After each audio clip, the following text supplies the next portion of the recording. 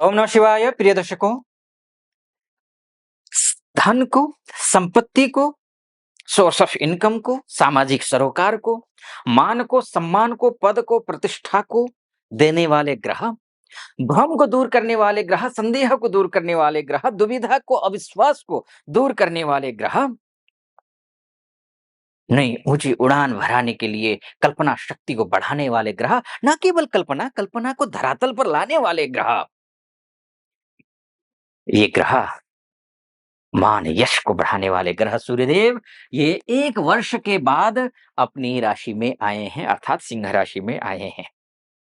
और 18 वर्ष के बाद केतु के साथ हुए हैं सिंह राशि में। वैसे तो हर वर्ष केतु के साथ होंगे, हाँ, किसी न किसी राशि में होते ही रहते हैं, लेकिन केतु के साथ जो है वो 18 वर्ष के बाद सिंह राशि में विराजमान है। और ये लाभ स्थान है। लाभ स्थान में सूर्य अत्यंत अच्छा फल देता है, क्योंकि शास्त्र कहता है केंद्रात परम पड़फरम, केंद्र से पर में पड़फर होता है, पड़फर में सूर्य अच्छा फल देता है। तो लाभ क्या देगा जब अपने ही घर में होगा? तो एक श्लोक है, वो समझ लीजिए कितना लाभ मिलेगा आपको। टका धर्म टका कर्म टकैव परमम सुखम। टका धर्म है, टका कर्म है, टकैव परमम सुखम। परम सुख है टका। टका अर्थात पैसा, पैसा धर्म है। अब धर्म से अर्थात वो मत समझिएगा ध्रियते लोकः अनेन इति धर्मः, धारण करने योग्य जो वस्तु है वो धर्म है। शास्त्र इस प्रकार से व्याख्या करता है।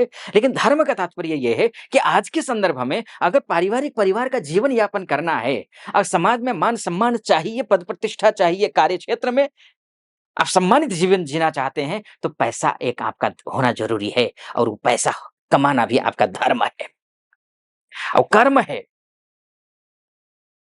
अब परम सुख है ये, वो पैसा देने वाला ग्रह यही 1 वर्ष के बाद आया।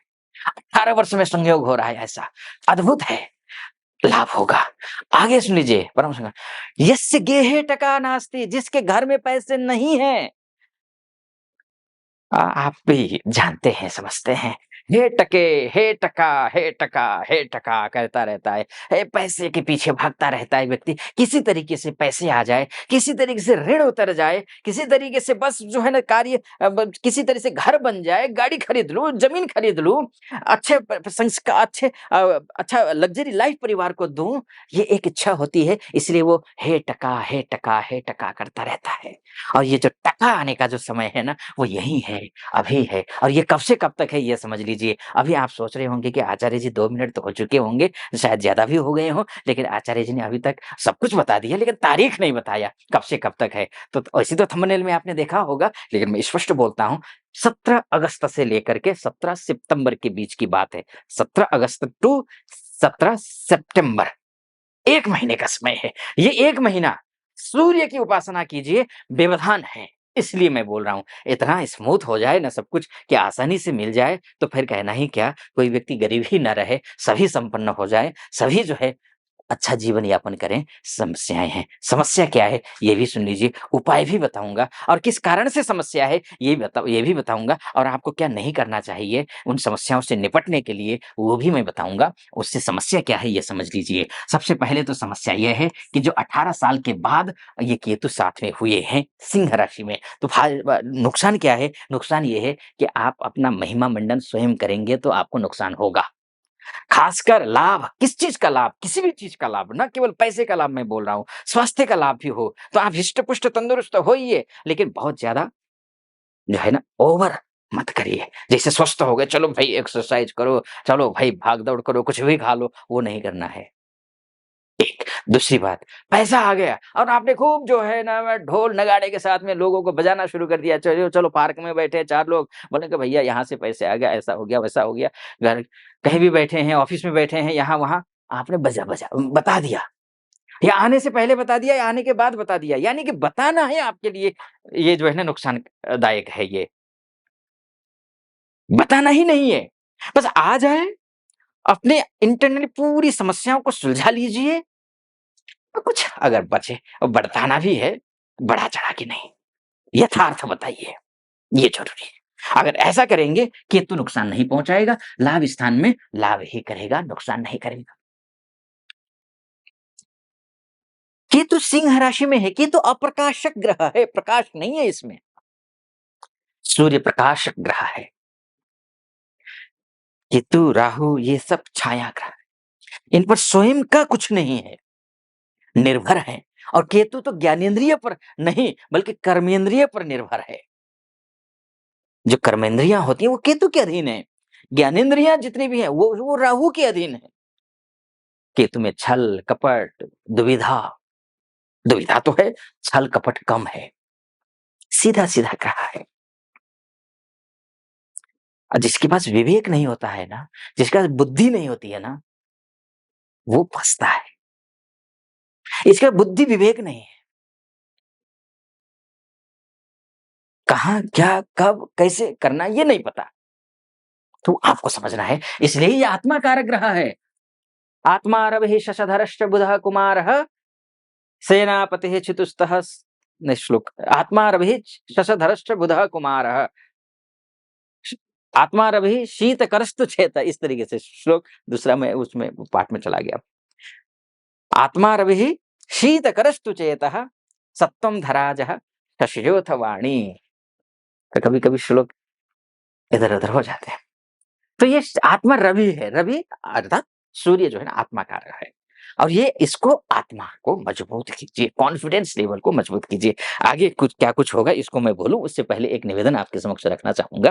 वो ये, यहाँ तक पहुँचे हैं, मेरा विश्लेषण आपको सटीक लग रहा हो, चैनल को सब्सक्राइब, वीडियो को लाइक और कमेंट बॉक्स में जाकर के महादेव का भक्त हूँ, कृपा आप पर भी बनी रहे, ऐसी मेरी कामना। कमेंट बॉक्स में हर हर महादेव 5 बार, 11 बार, 21 बार जो भी श्रद्धा बने आप लिख दीजिएगा। चलिए फिर से विषय पर लौट करके आता हूँ। अब होगा क्या देखिए, यहाँ पर राहु की दृष्टि है। राहु, राहु क्या है? राहु टोना है, टोटका है, तंत्र है, अभद्रता है, जादू है, ढीठता है, विधर्मी है, उद्दंडता है, म्लेच्छ है। विकृति और संक्रमण राहु ही है, माया है, प्रपंच है, छल है, मरीचिका है, भ्रम। तो जी गलतफहमी की वजह से रिश्ते टूटते हैं ना, और टूटेंगे आपके। निजी संबंध अगर होंगे ना, आपकी सूर्य की दृष्टि इस पर है, देखिएगा। निजी संबंधों में या फिर विद्यार्थियों के लिए या फिर संतान से संबंधित कोई भी किसी प्रकार के अगर आपके पास गलत इन्फॉर्मेशन है, ये ज़रूरी नहीं हर चीज़ में। निजी संबंधों में पता चला सामने वाला झूठ बोल रहा है और आप गुमराह कर रहा है। सूर्य की दृष्टि है, प्रकाश आएगा, दूध का दूध, पानी का पानी हो जाएगा। विद्यार्थियों को भी ध्यान रखना, कितने ही पढ़े लिख लिए हों, रिवीजन करना ज़रूरी है, गच्चा खा जाओगे, रिवीजन करना ज़रूरी है। उसी तरीके से संतान भी कई ऐसे होते हैं, जो कि माता-पिता को अंधेरे में रखते हैं। बोलते हैं कि माताजी, पिताजी सब कुछ ठीक है, ठीक है, ठीक है, ठीक है। वास्तव में पता होता नहीं है कि वो कर क्या रहे हैं, चाहे देश में हो, चाहे विदेश में हो, चाहे कहीं भी हों। बच्चे क्या कर रहे हैं ये क्लियर होगा और तत्काल बुरा लग सकता है। लेकिन अच्छी बात है ना कि सच्चाई सामने आ रही है। ये है, तो ये लेकिन हाँ, राहु की भी तो दृष्टि है ना, आपको भी तो झकझोरेगा ना, आपके आत्मा को झकझोरेगा ना ये राहु। कॉन्फिडेंस लेवल बनाना है, माता-पिता का सम्मान करना है, बड़े-बुजुर्गों का सम्मान करना है, पॉलिटिकली लोग जुड़े हुए लोग हैं, उनको भी मैं बोलूँगा, आप ओवर कॉन्फिडेंट मत होइएगा। जहाँ ओवर कॉन्फिडेंट होकर के आपने दुर्व्यवहार किसी के साथ किया, ना केवल पॉलिटिकल मैं बोलूँगा, किसी को भी मैं बोलूँगा, आपके लिए नुकसानदायक है। राहु को चंद्रादित्य विमर्दक ग्रह कहा गया है। विमर्दक है ये, ध्यान रखिएगा।